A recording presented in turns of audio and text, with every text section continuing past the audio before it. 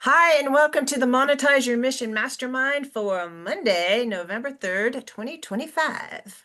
Okay, now Jason is getting ready to share with us what his school community is all about.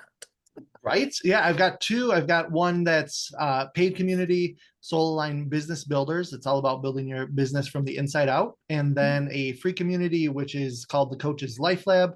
I co-facilitate that with another coach. And we actually had started off as a Facebook group. And I'd been running my paid school group over here for almost a year. And just the interaction is so spotty with Facebook, and there's so many other limitations. I really love the school setup, so we decided to bring that over here, and now we're building it up afresh over here, if you will. It is tricky getting some of the people to leave Facebook and come over to Skool, which I'm sure we all see. It is funny that even some of those that really love the community logged in enough to join the group but haven't logged into Skool since. I've noticed that, but there are more and more people engaging in Skool, and there's just so many benefits to Skool, which I think you're going to be talking about shortly. Yeah, for sure. And I have known about Skool for a really long time, but I was just like caught in the Facebook vortex. We'll just call it that. But I have a huge community over there. Well, relatively huge. There's about 1,800 people in it, and nobody sees what I post unless I'm like spending all of my time in the DMs with people. And then I'm not having a life. I could just be friends with them in the DMs or, try to get them all to come over here.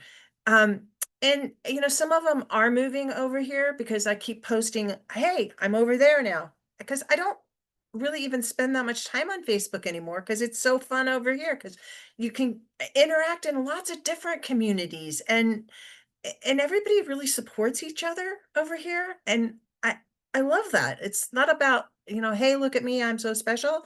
It's like, hey, you're into that? Hey, me too. let's let's have a conversation. And I know there are communities over here that are really dedicated to specific things and they're kind of exclusive. But it's a matter of you can email people. I think there's like a 72-hour chill out period, but you can write memos, and if you're careful with it, you can send out the important things when you need to. And if you combine it with Substack is just like every time you write a letter or write a post, it goes out to all your subscribers.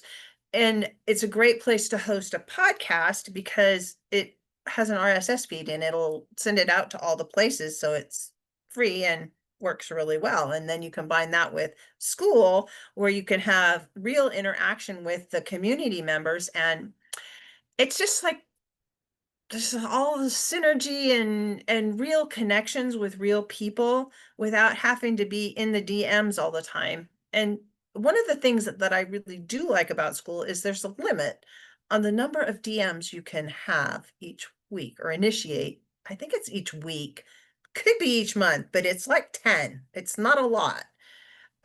So it keeps people from like just like random conversation starters that happen all the time over on Facebook with people that are just like, I'm sorry, I have no idea who you are or why you're talking to me. But that's just my overview on what Skool is all about. I am going to share my screen and we're going to talk about just like from the nuts and bolts how to get started on Skool. And did I say Substack? Probably. I meant Skool. So, You said school. oh, good. Thank you. Keep me on track there, Maria. Okay. So the first thing you do when you are going to start a Skool community is you go over to somebody's Skool community and you click the Get Started button, and then it's going to ask you to make a decision.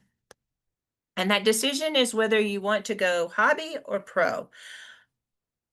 I just started with hobby because it's $9.95 a month, and I don't have a whole lot of people making purchases yet in my community. So if you start with hobby and then you can move to pro, once you start getting people to join your different levels. It keeps the expense down in the beginning so you can build the community, and then you can take advantage of the the perks that you get for being in the pro version.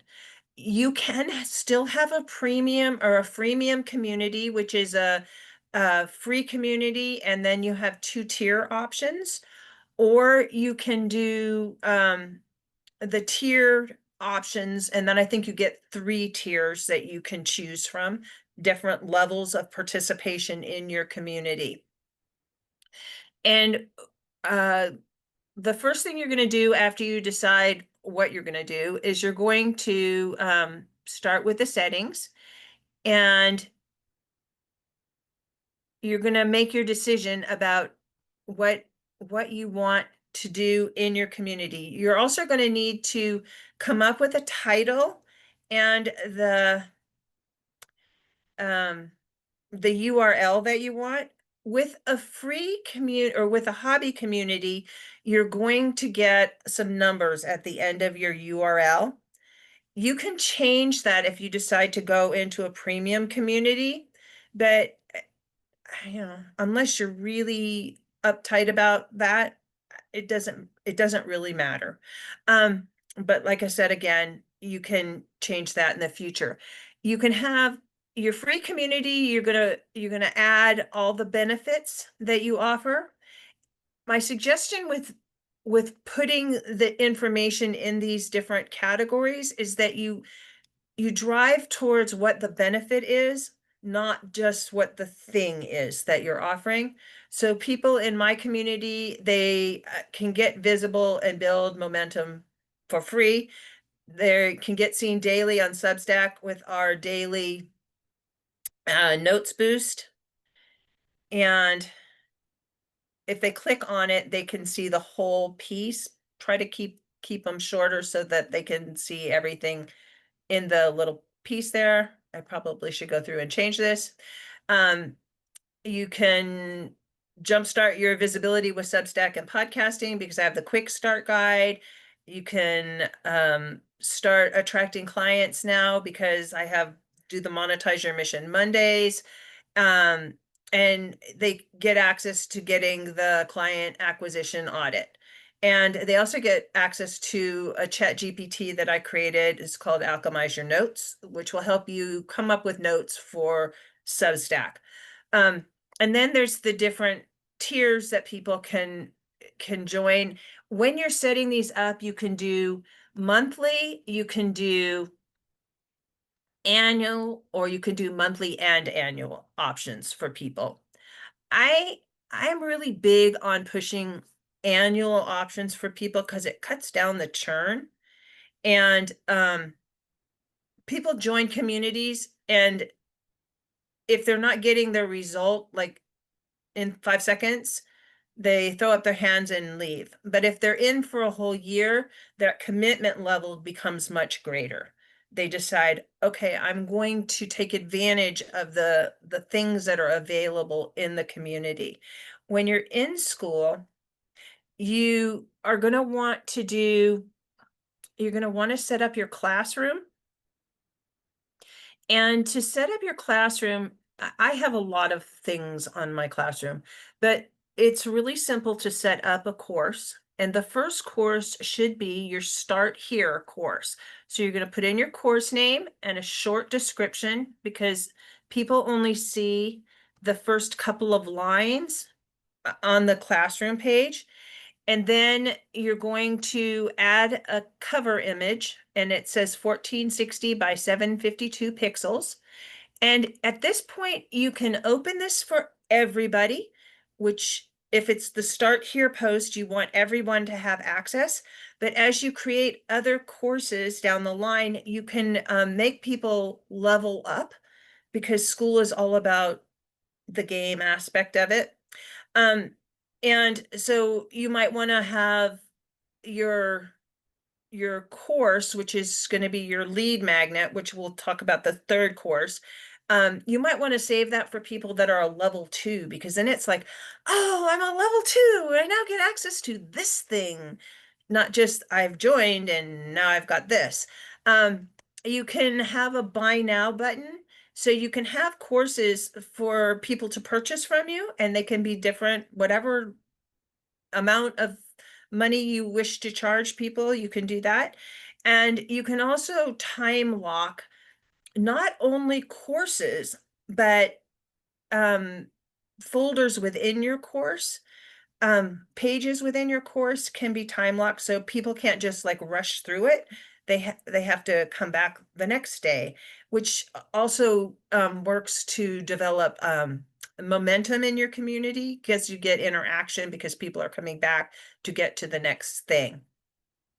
And you can make it private, so only people at certain tiers can get access to the courses that you're putting in here. Does this make sense to everybody? Okay, so the first one you want to do is a start here post or course, and that is just to welcome them to your community, tell them about how to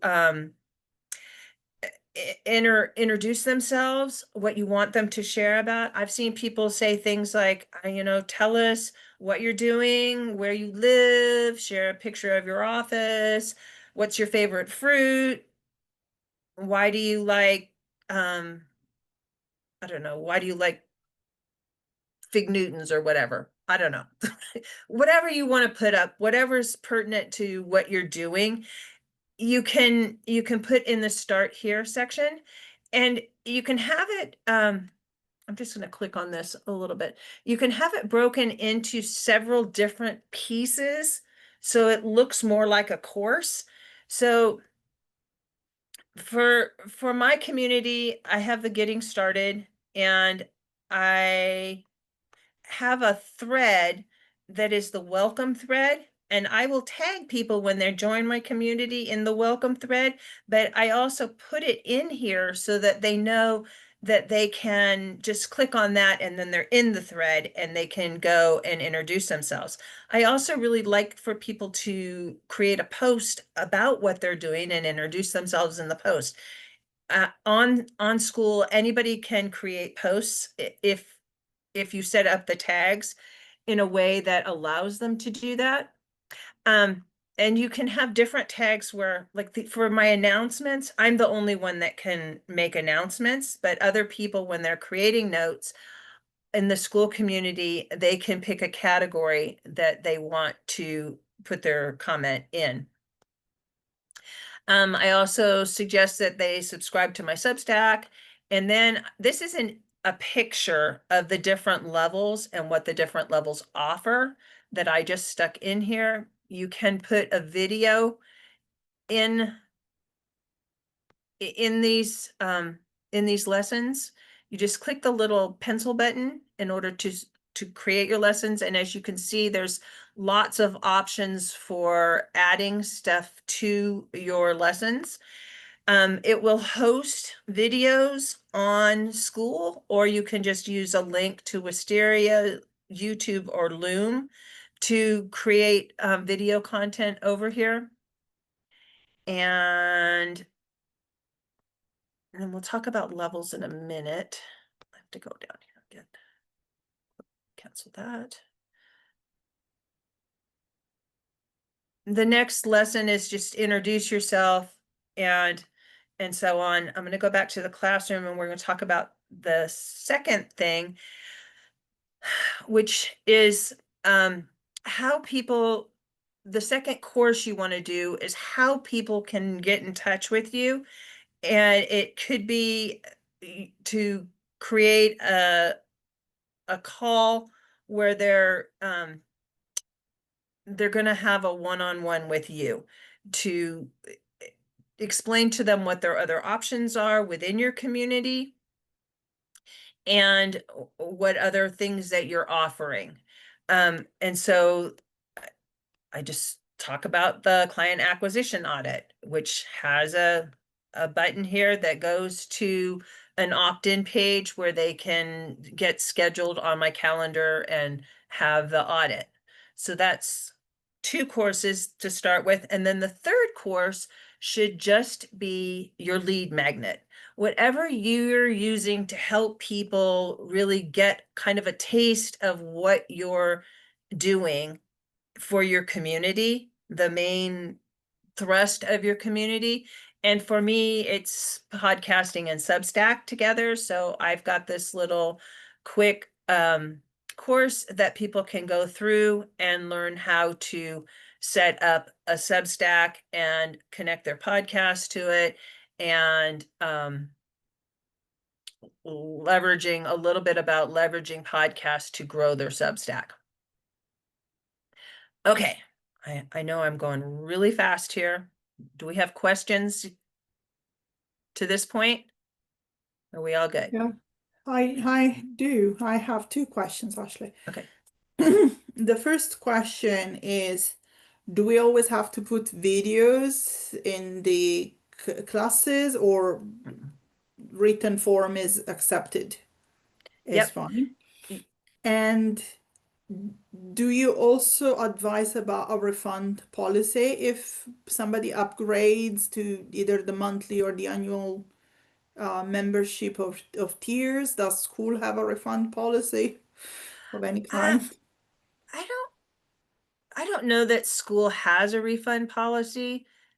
It's it's my personal feeling that if people want a refund, give them a refund.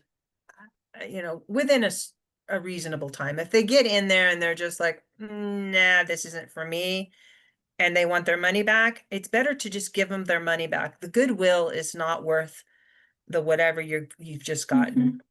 So this is my policy. I don't really talk about refunds a lot. I, I Yeah, think no, when no, you fair start enough pointing it out, that people are more likely to to get want a to do it. refund. Yeah, but because you have a freemium community, a free area, I mean, people that are upgrading to get access to something else that they Hmm. really feel they need. So it's really more of a journey for your clients. And a lot of them, most of them will stay on the free level, but they may buy courses that you offer or want to be part of a workshop that you put up, that you can charge for. Hmm. And then the other people that are moving up, it's it, they're not going to want a refund because they know what they're getting into. It's not like they're buying something, they're like, oh God, this sucks. They shouldn't be. I mean, if you run across people that are doing that, then yeah, give them their money back and ask them to please go join somebody else's community, because obviously they're not your people. They're not your people. Yeah. Yeah. That I was just curious because sometimes a platform has certain rules and then the individual can choose what they want, a bit like Etsy. Etsy Mhm. has the refund policy and then you choose whether or not that was my question. If you knew Yeah, if school had a refund policy. I don't think that school has an overall refund policy. I think it's just they don't like make you do stuff. Like I know Etsy does sometimes. They'll make you do refunds even though you've told people that no, this is Mhm. non-refundable because Yeah. Okay. it's a That's, digital product. You already got yeah. it. Yeah. Kind That's of. all I needed to know. Yeah. I don't want to take Okay. any more of your time, but thank you. You're good. All right. So we got the classroom. We've I'm gonna show you this cat. You get this cat by typing "let there be cat" up here in the search bar. And this cat's kind of fun. He will sing for you. There'll be music is attached to it. And then this goose you get by doing goose, I think it's goosify.io. It's an extension. Yeah, it's goosify.io that allows you to save stuff. Like if you find a post that you really want to keep track of, you can store it in the Goosify app, or extension. All right, so I'm going to go over here to members because I want to show you. Um, uh, I'm just gonna do Carmel's. Carmel just joined. She's a free member. You can look at the people who are your members and you can see where they are in the courses. And you can give them access to other courses that they don't automatically have access to. So if you're bringing people into a tiered community from another community, so you have a paid community and you want to just combine everything into one freemium community, you can do that over here by just giving them access to different tier levels. And then you can look at their payment history and any questions that they answered.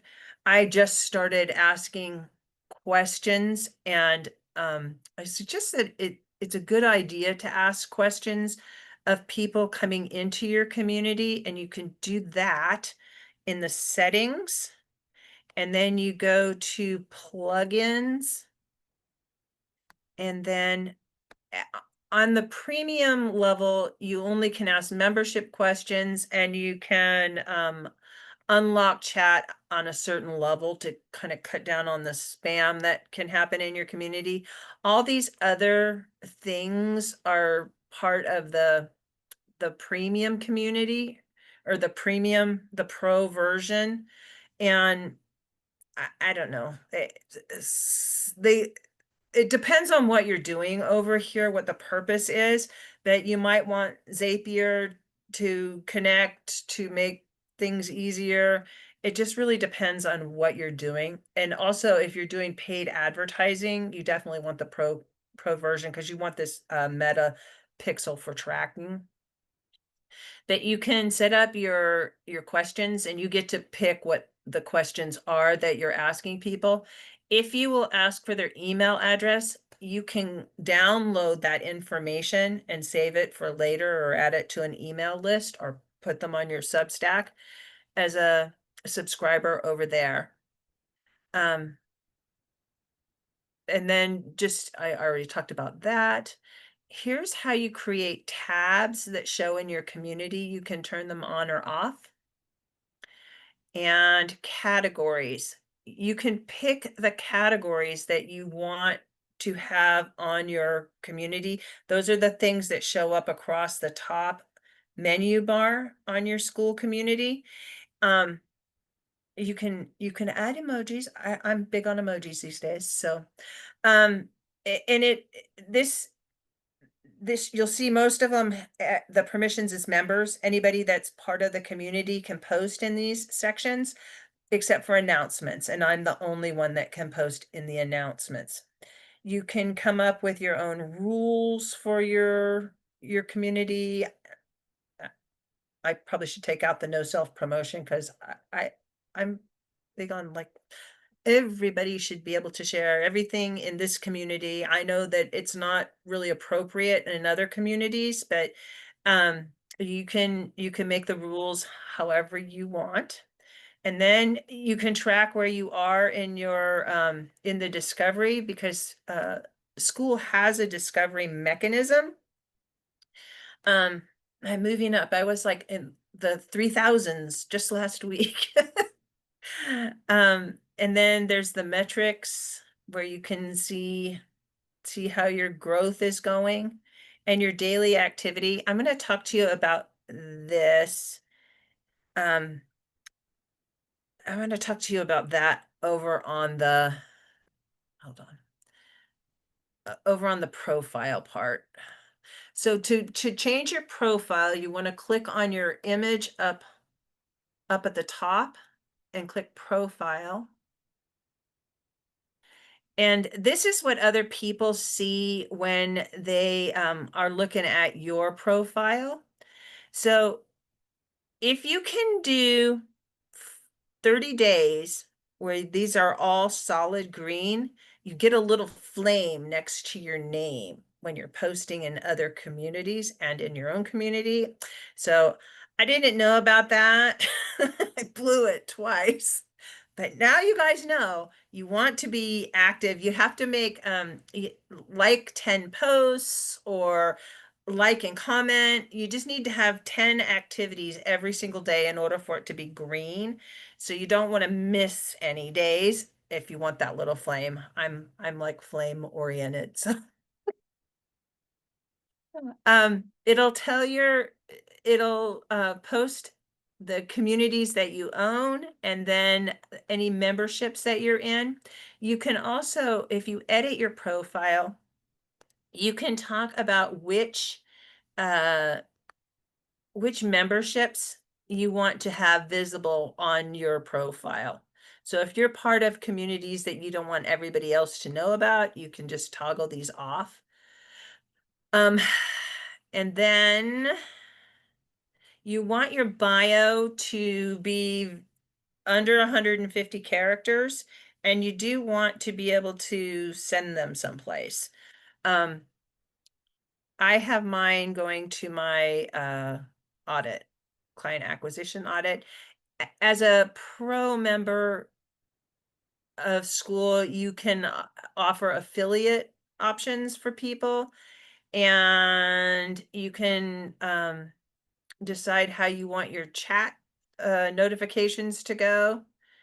And you can set up your payment methods, and you can set up your theme for how you want to view your Skool. It can be dark or light. Let's go back over here.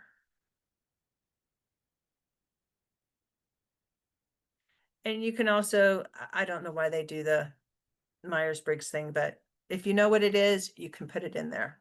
It's just, they do some funny things over on this community or on Skool, because they're fun people and they just want it to be fun.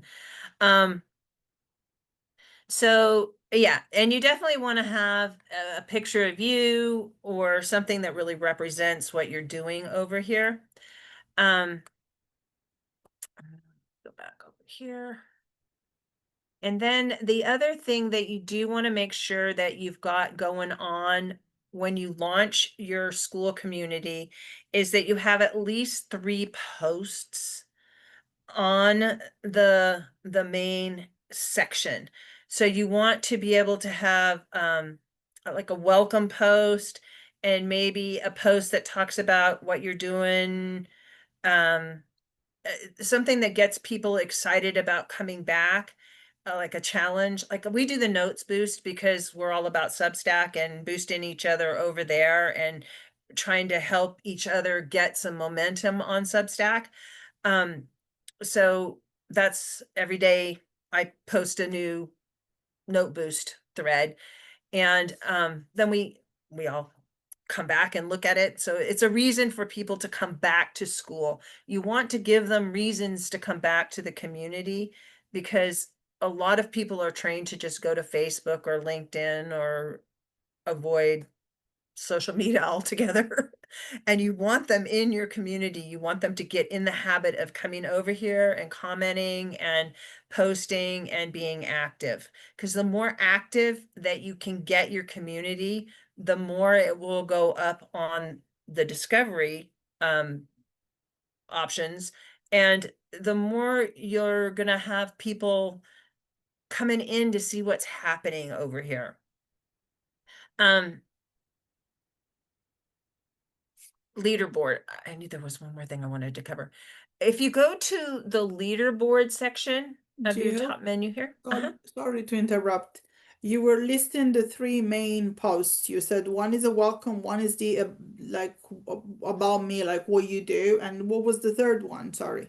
It's something to get your like a challenge or a question of the week, or every Okay. day you should be posting a couple things in your community and interacting in there. But if you're giving them reasons to come back next time for to see, Okay. what are your wins, like Monday wins, Tuesday wins, Wednesday wins, the color of the day for what you're doing.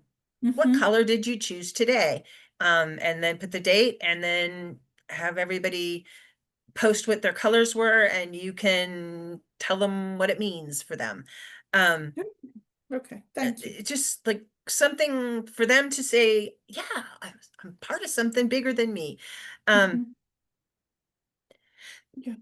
Okay, so in order to change the different level names, you go to the leaderboard and you click on the little gear icon, and then you can change the names of the different levels. This is totally optional, but you know, it's all about the gamification of the platform. So I thought I would at least show you how to do that. And then I've covered, I think, all of the pieces I wanted to cover here.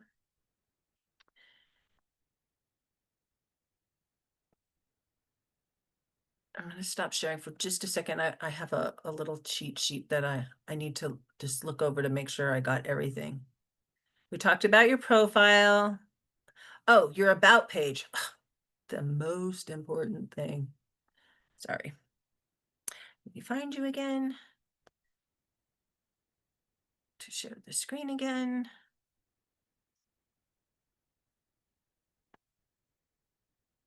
When people come to your community, they will come to your about page. And on this page, you can have a video, or you can have images. I think you can put quite a few down here, maybe 5 or 6. And then you want to talk about what people are going to experience as being part of your community. This is really important because this is where what people see when they first come into Skool and start investigating about your community. And then if they want to join, they'll get that page. The page, and you might want to write this down. If you want to send people to the exact page, I believe I did that. You're going to want to have your URL, and then you're going to do the backslash, and you're going to type in plans. I keep losing it out of my browser. Come on, slash plans. And then I want to close that. Backslash. And that will take them to this page that shows what the options are if they want to upgrade. And it's not, I had to go and find out how to find this piece, the slash plans piece. But if you're doing something in your community where you're sharing a video or a post where you're encouraging people in something or teaching something, and then you want to make an offer there, but the offer is only for paid members, then you're going to want to link that to in the post so that they can go and get to that page so that they can upgrade. Make sense? All right. Open for questions. You want to talk about your specific situation and how Skool might function in that? Some basic questions. So thank you for the presentation. So it's pretty much a kind of full-time job. You need someone to monitor and work on this. I mean, if you start getting members and you want to manage the back and forth and the comments and everything else, you cannot grow your business somewhere else. You pretty much have to monitor it. So you need someone dedicated to Skool, correct? It kind of depends. In your situation, yeah, probably you would want somebody who's in there once your community got to a certain level. You don't have to automatically, or you can, as a pro member, you can automatically have people just drop into your community, and then you can have a DM sent to them, which says, welcome to the community. This is your first step. Go over to the classroom, do the start here piece, and then book a call with me, and we'll talk about the next thing you need to do. Um, you do want to be in your community enough that you're like able to help people or meet with them on I didn't show you in the classroom or in the calendar, you can set up meetings with people. Like I do a Q&A through Skool. I don't do this through Skool because I've had this set up for a really long time and I just have one link and it's out there. And so it's easy for people to find us. But as far as just, you can use the Skool Zoom setup. It will record for you. Mhm. It has a link that you can send people to. You can make it so that only certain people can see the link, like different tiers. You can set it up that way. So yeah, And in terms of payments, what options are there? I mean, the PayPal, Stripe, how does it links exactly? it's Skool. You don't need Oh, you don't need PayPal and you don't need Stripe. They'll collect the payments, and they process the payments, and then they send them off to you. to the bank account or I think to it will where? send to a bank account. Mm-hmm. And you mentioned the 995 as a starting point. What's the next level, paid level It's 99.98. per month? Yes, Okay. or maybe it's 95. Do you know, Cam? No. Jason, do you know? I You think might know, it's Cam. 99. Yeah. Yeah, I think it's $99 a month for the pro level for Mhm. Skool. Thank you. It's The like, diff go ahead, Go sorry. ahead. No, go ahead, Cam. It's like one of those deals where you got the paid tier, right? And then you got the free tier. So once you put some people in your paid tier, then maybe it starts making sense for you. So Thank you. Yeah, it's 10%. They take 10% on the hobby level, which is what they call it, which is the 995. And they take 2.9% on the pro level. So it's pretty big difference. If you're getting a lot of people coming in and paying you, then you definitely want to do the pro level because you're going to make up that amount pretty quickly, especially if you have higher tiered pricing. And there are people that have like $10,000 a year communities on Skool. So don't look at Skool and think, oh, I can only have cheap stuff over here. People pay a lot of money to be parts of different communities over here. And so if you have different levels and you're inviting people in, you can see how it quickly can be in your best interest to pay the higher amount. hey Jill, I have a question for you. Uh Mhm. so I was a little late, so sorry if I'm asking something you've already answered. Yeah, you're good. But so with Skool, um, is it like I mean, have you noticed a lot of, can you get growth from inside Skool? Or do you find that you have to drive a lot of growth from outside Skool? I think it's both. I have, active communities in different areas, and I do a lot of my, um, I hate to use the word recruiting, but I invite people who come on my podcasts a lot, and I do a lot of podcast episodes. So I'm always talking to people about joining Skool and joining Substack. I want them to join Substack for a specific reason because it helps them. When they come on my podcast, I give them the episode. They can download it and then they can upload it to Substack and tag me, so it goes out to my audience right away. And then when I drop it, which I'm recording into March now, so that episode won't drop for 4 months. And so they when it does drop, I'll tag them, and by then they will have an audience over on Substack, and so I can send the podcast out to their audience automatically, and it will go out to my much larger audience at that time. So it gets to do double work for no extra effort on their part. But so that's how I like draw people into the Skool community. I'm posting on YouTube. I discovered something about YouTube that I'll share with you guys, and that's that if you will put the link and a little flame right as your pinned comment and right as the first thing on your description, when people are watching your video, they'll see that. For the whole time they're watching your video, they're seeing that link, and the little flame emoji kind of draws their eye to it.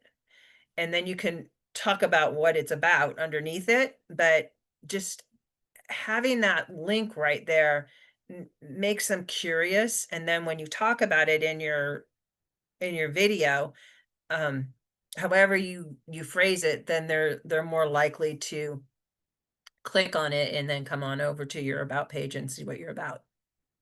Make sense? Yeah, that's awesome. Hey, does that work on shorts too, or is that just the long form? I do it on shorts too. Okay, I don't, cool. I'm not, I'm far, far, far from a YouTube expert. Okay. Me too. I've accidentally had things happen over there, but just like totally an accident. But I did notice from other people, because I do try to pay attention to the people that are having success, what they're doing. And that is something that I've noticed about people that are having success on Skool, what they're doing in their Substack communities or in their YouTube videos. Sorry. That's really cool. You find a lot of people driving from Substack and from YouTube to Skool.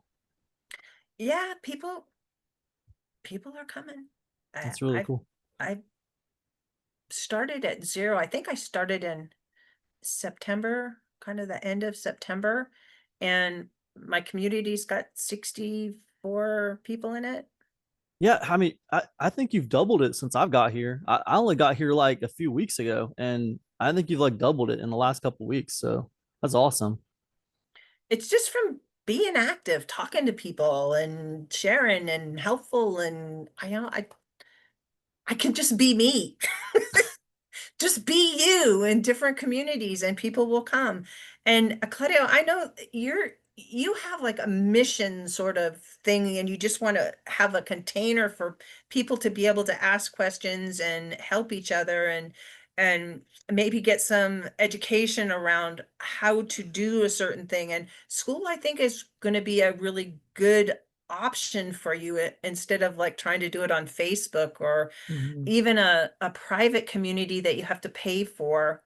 Um, just because it gives you access to other people too, to discover you and discover what you're doing.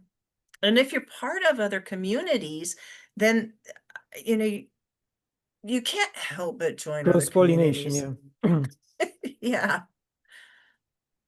which will also Mhm. help what you're doing, because what you're doing is kind of unique, and people are looking for places where they can get visible and share their content. And if you're working with Jay and using the Gnostic model in terms of helping people really get visible, which is a lot of what he does, and April, then yeah, this is, you're gonna run into so many people that are like, yeah, I need that.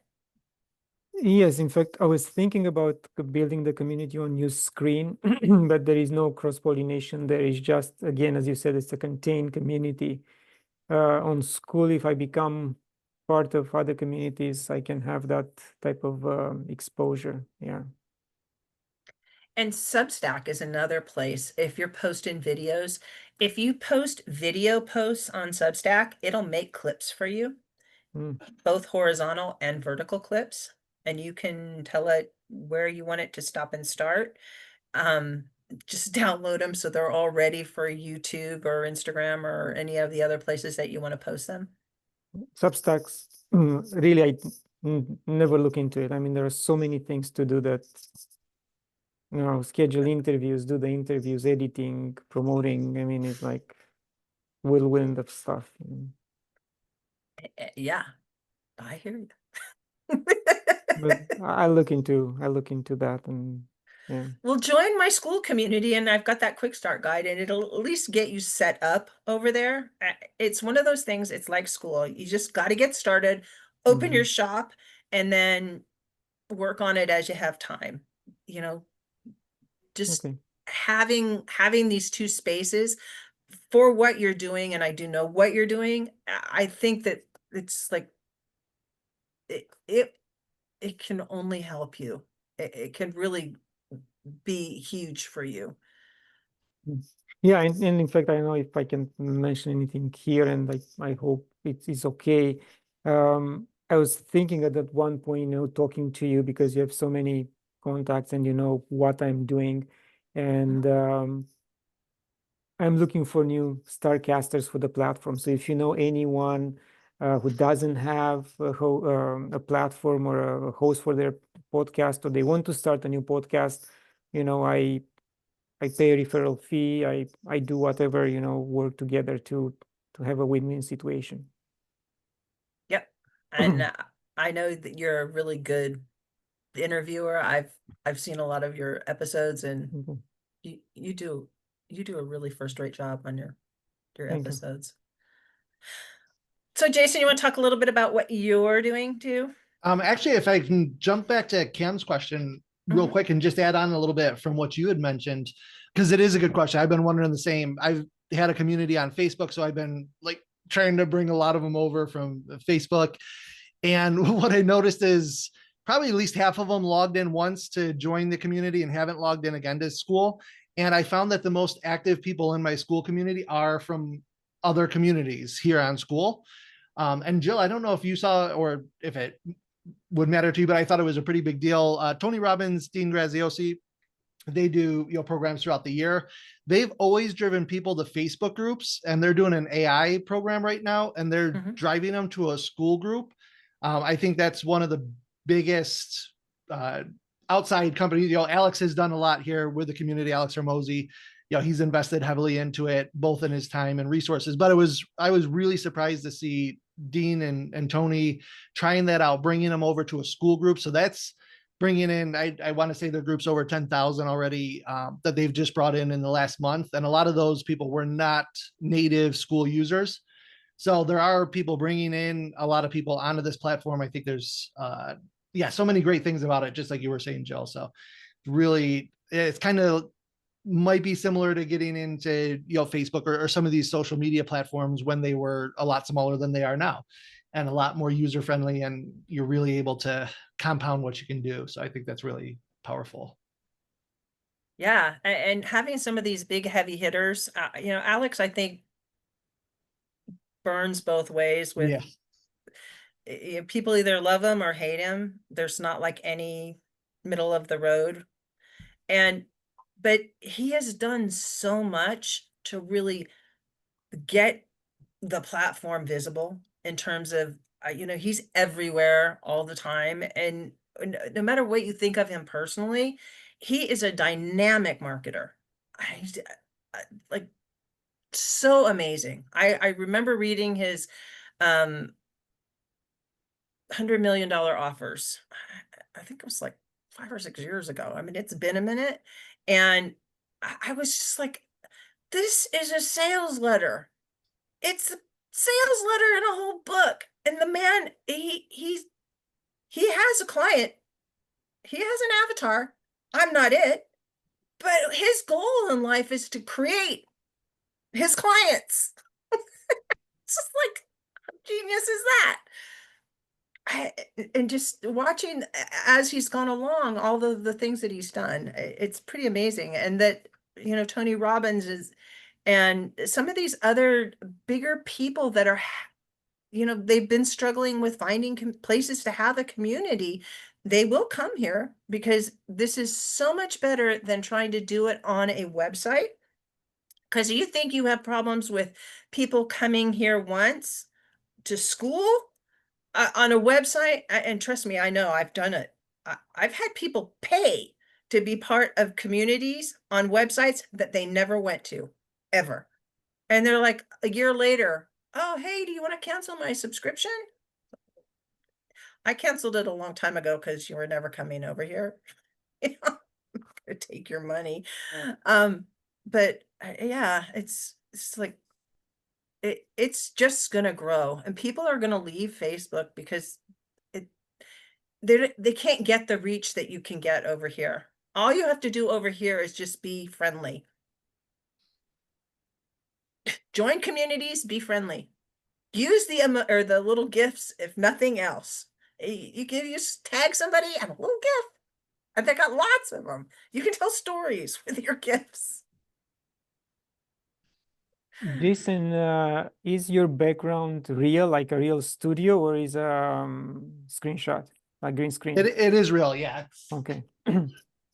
Yeah, I thought that the 3D, I saw the 3D and I wasn't sure, but Yeah, the lighting from the screens, I have left a lot of people like, it looks fake, but we're pretty sure it's real. Yeah. looks Either good. that or Thank you. you Appreciate figured that. out how to like move things on your screen. Yeah, yeah, right. Good. Yeah, that AI. 10x is easier than 2x is a great book, man. I like Oh, that man. book. Yeah. And Benjamin Hardy, his mind, the way he thinks, yeah, I think it's pretty game changer. It came out, I don't know how much earlier. I don't know if you guys are familiar with Grant Cardone, but a very different feel to his. I mean, that's much more of a driven. He came out with the 10x. I think it was just 10x. That might have been his book, and that was largely all about try harder, do more, hustle more. And I love Benjamin Hardy's take was that it's not. It's really about finding what that 20% is and really leaning into that to have exponential growth. But cool. Yeah. Anybody else want to add anything? Got any questions? Jill, how long have you been on Substack? I have been on Substack coming on 3 years now, but the first 2 years I was just fooling around over there. And last January I decided I had 40 subscribers accidentally, that I was either going to have to figure this out or like put it on the side because it was just like a distraction for me. So I decided I'm going to dive in. I'm going to figure it out. I paid for subscriptions to some people that were really movers and shakers over there and got a lot of information about how to do stuff over there to make it effective. And then when I discovered you could put a podcast up over there for free, and that you could get an RSS feed, which means it goes out to all the places. And you could, sorry, and you could have, when you posted your podcast, it automatically goes out to your subscribers. And it also goes over to the note side, which is the social media side, automatically. And that Substack really wanted that, and that Substack makes its money when you get subscribers. Like golden. So are you saying that you are uploading the audio version or the video version on a Substack? You can do both. And they are sending it to, let's say if I upload the audio version, they are sending it to iTunes and Google and all those platforms? Yep.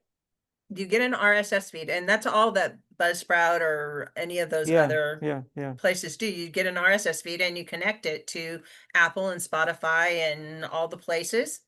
And it's the same thing with Substack. Because I'm And paying $18 right now on Buzzsprout. yeah, Hey, you the know another one drawback and the reason that I still have a Captivate account is it will suck all of your prior content, but it won't suck your scheduled content. And I have like 60 episodes that I've got scheduled. So it's like, do I really want to do all that work, or am I just going to go ahead and continue on the path I'm on? So I just continue on that path, but you can also have more than one podcast on Substack, and you can have different sections. So you can have your podcast and you can have talk about another section where you talk about whatever you want to talk about, and then another section where you talk about something else. Like I have a section on amplify your voice, monetize your message, and it's about things pertaining to school or to just how to do stuff on Substack. And then I have a woo section, which is like, totally out in left field and not related to anything, but it all works on the same in the same publication, and people can subscribe to just different sections of your publication. They don't have to subscribe to the whole thing, and kind of magic. So in other words, it's a paid membership or it's free? It's free? It's free to use. Okay. It's free to have a publication there. You can charge people to Okay. have access to different levels of your Substack. And that's how they make their money, is because when people buy into to different levels, when they get a paid subscription, they get Substack gets a portion of that. And there is any limitation to the number of podcasts you have in 1 year, or Nope. no? Interesting. I have to check it out. I have a lot of episodes on there. Almost I have over 500 on there right now. I'm working on 600.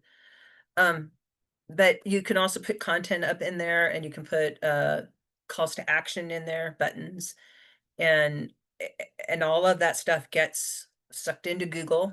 So you get exposure on Google, and you can do tags, which create a different page. It's pretty amazing. And you can have links, so you can send people off the platform. Like, I have a link to my Skool community that's on my Substack, and I have links to different parts of my Substack, and it's Substack and Skool, they just like go together so well. Yes, Substack has chats, but chats are like WhatsApp or Telegram communities. It's just like, it's just noise to me after a while. I don't have time to really look at what I'm looking at. Whereas with Skool, when you look at different posts, you're engaged with that one post that you're talking about. So there you go. That's my thought. More Thank questions? you very much. I will have to drop off now, but thank you very much, everyone. It's been Hey, Claude. great. Yes. Hey, what I noticed about Substack is you upload the video, right? And then you can set it to where it'll take care of the podcast distribution for you. It'll take the audio from the video and distribute it to your podcast network. So you don't have to like upload the audio and the video. You can just upload the video, boom, and it'll And go let's out. say I have 200 episodes right now coming to iTunes from Buzzsprout. If I open an account on Buzzsprout, do I have to, can I use the same RSS feed I'm using right now and to continue the number of podcasts, or is going to be discontinued? And do you know about that? If I understand your question is if you have an RSS feed that's coming from Buzzsprout to No, go it's to say coming from iTunes. iTunes to Buzzsprout, so Buzzsprout can send it back to iTunes. Do I have to use the same RSS feed? No, you're going to get a different one on Substack. Mm-hmm. And you can set up different accounts. Like, I set up a different Spotify account just because I wanted to see how it worked. So Spotify gets two copies of each episode Mm-hmm. on two different accounts. They get from Substack when I post on Substack, and then they get it also from Captivate when I send it out on Captivate. Yeah, because I don't want to break the thread, like the number of episodes I have on iTunes right now. Mhm. So if I create a different, I mean, the name of the podcast is the same. I don't want to change anything, and I want to be sure that it will continue to 50, 51, 52, whatever the number is, So I have to look into Yeah, that. it's going to do that. Mhm. You're going to have the same account. You're just going to have a different feed for Oh, that okay. that drives your iTunes account. It's just sucking Mhm. information from a different spot. It's not changing anything on iTunes. Oh, okay, perfect. Yeah, Okay, I thank know you very that. much. I Yeah, know that please. I Take care, know. Claudia. Yeah, see you later, man. Okay, see you. Bye. Yeah, I know. When I was the way I was doing my old Substack, I imported my one podcast and it imported like everything. I think it was using the old RSS feed, imported that into Substack, and it like fit in seamlessly with what I was doing on Substack at the time, if I remember it right. I mean, Yeah, so that's how it works. yeah. It's like kind of like magic. I was totally surprised. And then I was just like, I have to tell everybody about this because it's so amazing and it's free. Right on. Yeah. Thank you guys for joining me today. It's always a great conversation. Thank you. Yeah. Hey, good to see you again, Maria. Good to see you again. Likewise. Good to see you, Jill. Likewise. Good to see you guys again. Thanks for putting these on every week. They're cool. You're Mhm. welcome. We'll see you next week and we'll see you in the community. All right. Yes. Bye, guys.